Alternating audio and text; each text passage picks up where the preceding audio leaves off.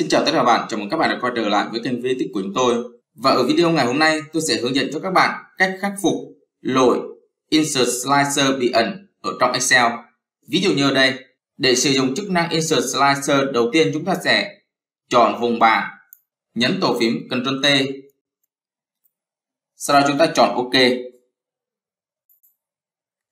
Khi đó sẽ xuất hiện thẻ Table Design. Như vậy chúng ta có thể thấy đó là chức năng Insert Slicer đã bị ẩn. Đây là chức năng cho phép chúng ta có thể lọc một cách trực quan. Lệnh này hiện tại đang bị Disable. Chúng ta sẽ khắc phục lỗi này như sau. Chúng ta sẽ click vào mục File, chọn Export, chọn Change File Type.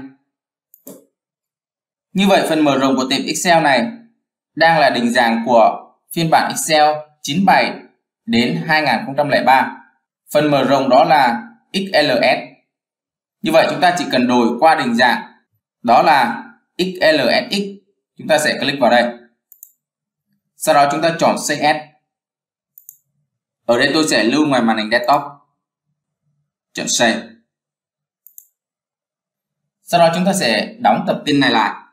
Như vậy đây chính là tập tin tôi đã đổi qua phần mở rộng XLSX. Chúng ta sẽ nhảy đúp vào. Thì lúc này chúng ta sẽ click vào mục Table Design. Chúng ta đã có chức năng Insert Slicer ở đây. Chúng ta có thể sử dụng.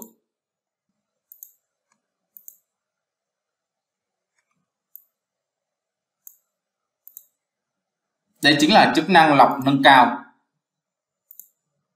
Như vậy tôi vừa hướng dẫn cho các bạn cách khắc phục lỗi Insert Slicer bị ẩn ở trong Excel. Và trong quá trình thực hiện, nếu các bạn có gì thắc mắc thì các bạn có thể để lại phần bình luận ở dưới video này để chúng tôi có thể giải đáp cho các bạn. Để có thể theo dõi được những video mới nhất và hay nhất của chúng tôi, các bạn hãy nhấn vào nút đăng ký hoặc subscribe. Xin chào và hẹn gặp lại các bạn.